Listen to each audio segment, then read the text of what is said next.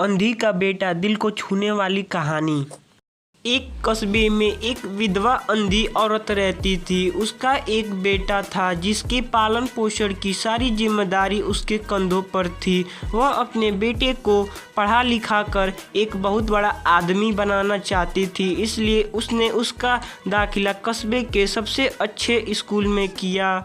वह दिन रात मेहनत करती ताकि बेटे की स्कूल की फीस दे सके। लड़के के स्कूल के बच्चे उसकी माँ के बारे में जानते थे। वे सब उसे अंधी का बेटा कहकर चिढ़ाते थे।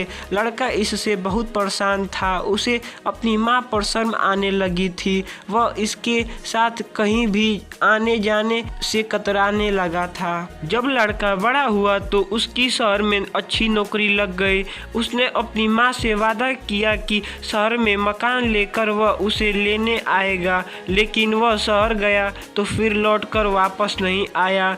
उसकी अंधी माँ उसका इंतजार करती रह गई। कई महीने बीत गए, लड़के की कोई खबर नहीं आई। अंधी एक दिन उससे नहीं रह गया और वह बेटे से मिलने शहर पहुंच गई। पूछते पूछते वह बेटे के ऑफिस पहुंची। वहां सिक्योरिटी गार्ड ने उसे रोक दिया। अंधी औरत ने गार्ड को अपने बेटे का नाम बताया और बोली कि उससे जाकर कह दो कि गांव से कोई उससे मिलने आया है। गार्ड ने जाकर उसके बेटे को बताया। बेटे ने ऑफिस की खिड़की से देखा तो उसे अपनी माँ गेट के बाहर खड़ी नजर आई।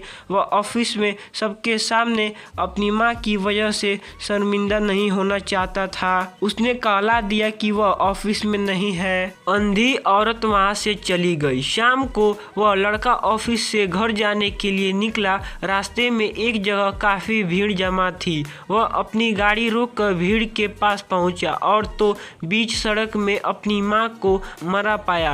उसने हाथ में एक चिट्ठी थी जिसमें लिखा था, बेटा बड़े दिन हो गए थे, तेरी कोई खबर नहीं मिली। चिंता हो रही थी इसलिए तुझसे मिलने चली आई। तू तो अब बड़ा आदमी बन गया था।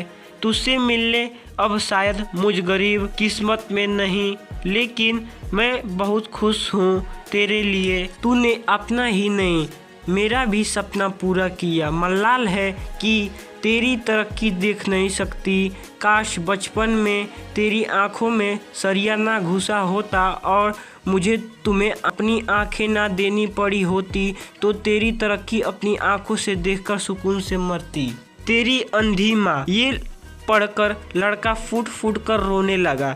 जिस अंधी माँ पर उसे शर्म आती थी, उसने उसके लिए कितना बड़ा बलिदान किया था। वह आत्मग्लानि से भर उठा और जिंदगी भर खुद को माफ नहीं कर पाया। सीख दोस्तों, माता पिता अपने बच्चों के लिए अपना सर्वस्व न्यौछावर कर देते हैं। उनका हमेशा सम्मान करना चाहिए।